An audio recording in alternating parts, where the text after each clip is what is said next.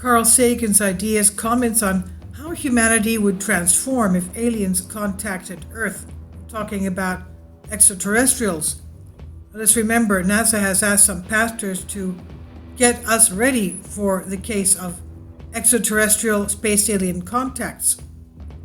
The first contact, if mankind were contacted by an alien race, how would the Earth and the world react? How would people change? In his novel Contact, the late great astronomer Carl Sagan explores this fascinating question. And the author here says, I recently had the pleasure of reading Contact. One of the aspects I most admired about it was Dr. Sagan's humble suggestion that communication with an alien race would compel mankind to reassess its internal conflicts and prejudices. Imagining Earth's reaction to news of alien life, Sagan writes, by now the news of the message from Vega had reached every nook and cranny of the planet Earth. Amidst the sectarian commentary, there was also, all over the world, it was now apparent, a sense of wonder, even of awe. Something transforming, something almost miraculous was happening. The air was full of possibility, a sense of a new beginning. There were still political conflicts, some of them, like the continuing South African crisis, serious, but there was also a notable decline in many quarters of the world of jingoist rhetoric and puerile self-congratulatory nationalism. There was a sense of a human species, billions of tiny beings spread over the world, collectively presented with an unprecedented opportunity, or even a grave common danger. To many, it seemed absurd for the contending nation states to continue their deadly quarrels when faced with a non-human civilization of vastly greater capabilities. For decades after 1945, the world's stockpile of strategic nuclear weapons had steadily grown. The time came when there were more than 25,000 of them on the planet, 10 for every city. But finally the world came to its senses. The Americans and Russians undertook to diminish their strategic arsenals down to 1,000 nuclear weapons each. Finally, support my Patreon account. The daily posts are 5 videos daily, and they are totally different from what I have on my YouTube channel. Thank you so much for your support and that you find all my content so interesting. You'll find the Patreon account details in the description box. Britain, France, and China agreed to begin reducing their arsenals once the superpowers had gone below the 3,200 mark. The Hiroshima Accords were signed to worldwide rejoicing next to the famous commemorative plaque of the victims in the first city ever obliterated by nuclear weapons. Rest in peace, for it shall never happen again, quote unquote. Sagan speculates that an extraterrestrial message would have the effect of revealing to mankind the folly of its divisions against itself. He seems to suggest that our national boundaries in the face of a situation affecting the entirety of our small blue world would appear as little more than arbitrary lines drawn in the sand, reducing our obstinate and ego-driven political conflicts to little more than unreasonable disputes among siblings and ushering in a newfound spirit of cooperation and peacemaking. A beautiful proposition, to be sure. The subtextual message to be drawn from this is that we would be wise to reach these realizations on our own, and that sometime, probably in the not-too-distant future, we must. In the face of looming environmental crises and continuing war and conflict, Sagan's message remains supremely poignant. Understanding our inherent unity and shared destiny as natives of Earth should not require an event of galactic magnitude. In the coming decades, it will be our responsibility to find in our hearts a Sagan-esque cosmic perspective if we are to band together and confront the sizable challenges facing our planet.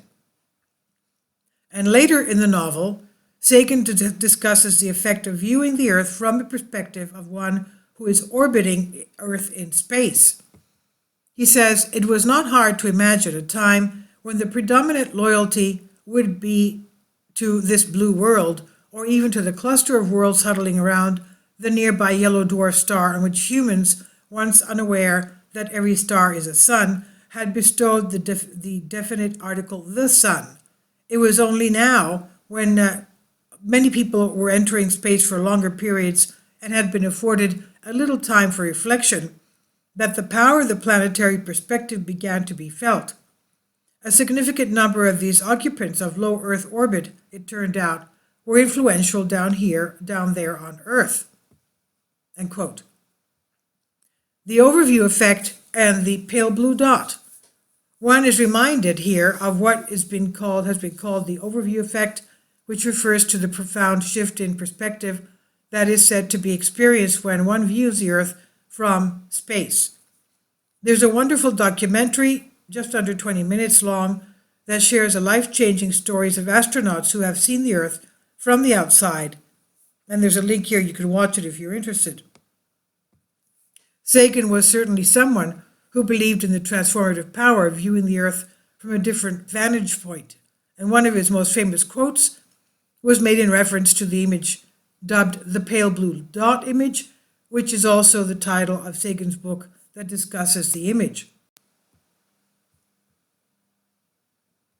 In the orangish beam of light on the right side of the image, you'll notice a tiny speck. That speck is Earth, our home, as seen from Voyager 1, the image taken in 1990. Upon seeing this image, Carl Sagan was inspired to reflect on its significance. It seems only fitting to here include Sagan's eloquent and moving thoughts on, quote, the pale blue dot, end quote. He says, look again at the dot. That's there, that's home, that's us. On it, everyone you love, everyone you know, everyone you ever heard of, every human being who ever was lived out their lives. The aggregate of our joy and suffering, thousands of confident religious ideologies, economic doctrines, every hunter and forager, every hero and coward, every creator and destroyer of civilization, every king and peasant, every young couple in love, every mother and father, hopeful child, inventor and explorer, every teacher of morals, every corrupt politician, every superstar, every supreme leader, every saint and sinner in the history of our species lived there on a mote of dust suspended in a sunbeam. The Earth is a very small stage in a vast cosmic arena.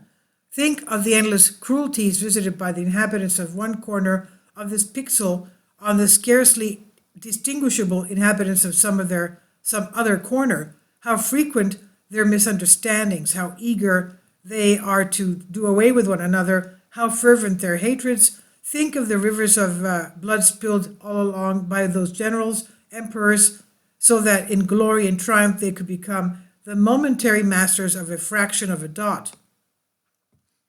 Our posturings, our imaged self-importance, the delusion that we have some privileged position in the universe are challenged by this point of pale light. Our planet is a lonely speck in the great enveloping cosmic dark. In our obscurity, in all this vastness, there is no hint that help will come from elsewhere to save us from ourselves. The Earth is the only world known so far to harbor life. There is nowhere else, at least in the near future, to which our species could migrate. Visit, yes, settle, not yet. Like it or not, for the moment the Earth is where we make our stand. It has been said that astronomy is a humbling and character-building experience. There is perhaps no better demonstration of the folly of human conceits than this distant image of our tiny world. To me, it underscores our responsibility to deal more kindly with one another and to preserve and cherish the pale blue dot, the only home we've ever known, end quote. So Carl's message is clear. Carl Sagan's life was dedicated to the advancement and betterment of our species. Though he is perhaps thought of first as one who spent his life gazing outward, his writings reveal a strong commitment to humanitarian concerns. This begins with each of us when we practice kindness, acceptance, non-aggression in our daily lives. We do the work of slowly creating that of which so many have dreamt, a loving and non-violent world. His advice to us, like that of so many great teachers and leaders of history, is simple and unmistakable. From beyond the grave, he urges us to band together, to see through our artificial and constructed differences, to embrace one another as members of a single global community. He suggests in utter seriousness that the future of our planet and species depend on this transformation of heart and mind. Sagan left the world a wonderful legacy, and we should honor him by striving to become what he envisioned: compassionate, peaceful, and unified. Carl Sagan on Cosmos says, every one of us is, in the cosmic perspective, precious. If a human disagrees with you, let him live in 100 billion galaxies. You will not find another like him. This is by Jordan Bates on Futurism on Bended Reality. Please leave your comments, and thank you for your support.